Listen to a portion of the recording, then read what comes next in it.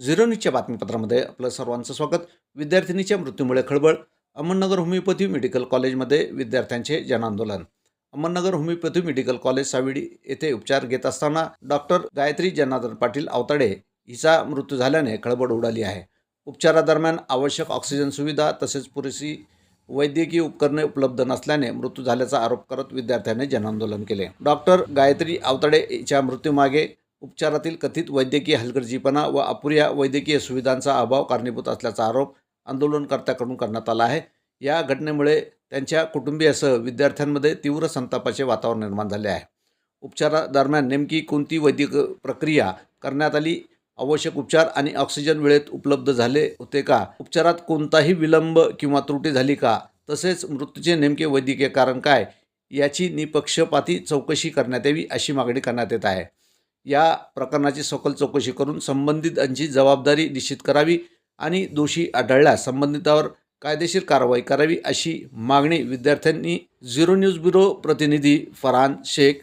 जे ह्या सगळ्या गोष्टी ह्या कॉलेजमध्ये घडल्या, असंही नाही की कॉलेजच्या आजूबाजूला किंवा कुठल्या दुसऱ्या ठिकाणी घडले. ही कॉलेजच्या क्लासरूममध्ये किंवा कॉलेजच्या प्रिमाइसेसमध्ये घडलेली घटना आहे, ज्याबद्दल 1-2 मिनिटाची शोकसभा सुद्धा कॉलेजला ऑर्गनाईज करता आली नाही.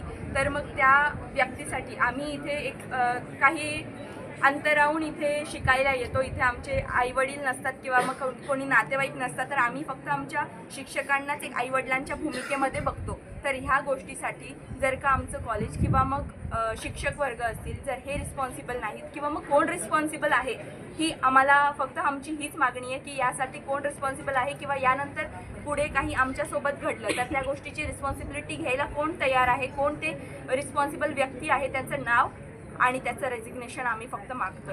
अजून एक गोष्ट, मेडिकल हिस्ट्री असताना सुद्धा सध्याची तिला जाणीवपूर्वक वर खाली पाठवलं असं बोललं जातं, ते खरं आहे का?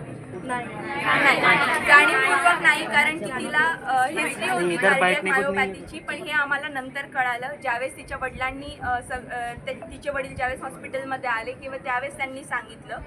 तिने आम्हाला कोणालाही कधीच ह्याबद्दल सांगितलेलं नव्हतं किंवा इन्फॉर्म केलेलं नव्हतं, कारण की याचा मागचा उद्देश त्यांचा हा होता की तिला कधीच आतापर्यंत, लहानपणीपासून तर आतापर्यंत कधीच तिला कुठल्याच प्रकारचे साईन्स आणि सिम्पटम्स आढळून आले नव्हते. त्यामुळे त्यांना ती गोष्ट सांगणं किंवा काही कॉलेजला सांगणं किंवा मग फ्रेंड्सला सांगणं ही गरजेची नाही वाटली. ती त्यांचा एक दोष असू शकतो, पण त्याच गोष्टीला आपण काय म्हणता की ब्लेम नाही करू शकत की त्याच गोष्टीमुळे हे सगळं घडलंय, हे आपण बोलू नाही शकत. मान्य नाही झाले. आम्ही कॉलेजला एक आमच्या नैतिक ज्या मागण्या आहेत फक्त त्याच मागितलेल्या आहे की जे NABH ॲफिलिएटेड जर का, आणि हे आमचंच कॉलेज नाही, आमच्या कॉलेजशी काही वैर नाही किंवा कोणत्याही व्यक्तीशी आमचं काही वैर नाही आहे किंवा आम्ही कोणाला पर्सनली टार्गेट करून किंवा कोणाला पर्सनली आम्ही ब्लेमसुद्धा करत नाही की कोणामुळे ही गोष्ट घडली आहे. फक्त जसं आमचं एक कॉलेज आहे, आमचं होमिओपॅथिक कॉलेज आहे, तर आमचं कॉलेजचं किंवा ट्रस्टीचं हे म्हणणं आहे की आपण ह्या गोष्टी करू शकत नाही.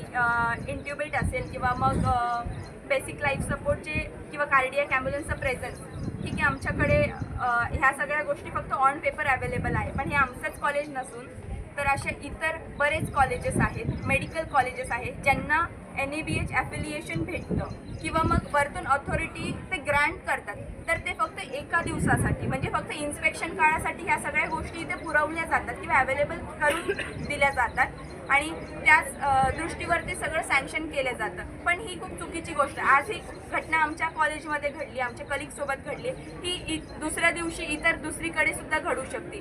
तर हे जी पण अथॉरिटी हे सँक्शन करतं ह्या सगळ्या गोष्टी किंवा ग्रँट देतं आहे, त्यांचं हे खूप रिस्पॉन्सिबिलिटी बनते की त्यांनी हे वेळोवेळी चेक करणं गरजेचं आहे की इथे जर तुम्ही NABH ॲफिलिएट करताय, तुमच्या कॅज्युअल्टीमध्ये त्या सगळ्या गोष्टी अवेलेबल आहेत का, एक्सपायर मेडिसिन चेंज होत आहेत का, किंवा basic first aid, basic life support जो आहे तो प्रत्येक, जर का मेडिकल कॉलेज, मेडिकल हॉस्पिटल आहे, ॲम्ब्युलन्स ही पाहिजेच, ही बेसिक नीड आहे कुठल्याही मेडिकल कॉलेजची.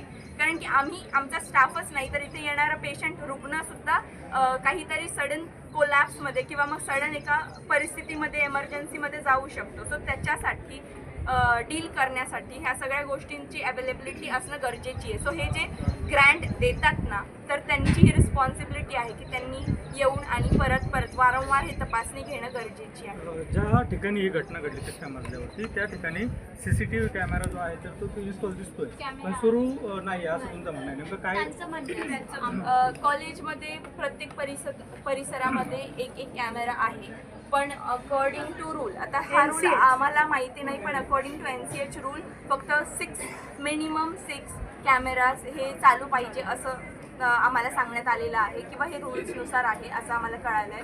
आता त्यामध्ये जे पण क्लासरूम्स असतील किंवा काही जे मेन कॉरिडोर आहे तिथे जे कॅमेरा आहेत ते चालू आहे, बाकी ठिकाणचे जे कॅमेराज आहेत ते बंद आहे. हा इथला कॅमेरा तुम्ही बघू शकता तो बंद आहे, वरचे जे कॅमेरा आहेत ते बंद आहेत.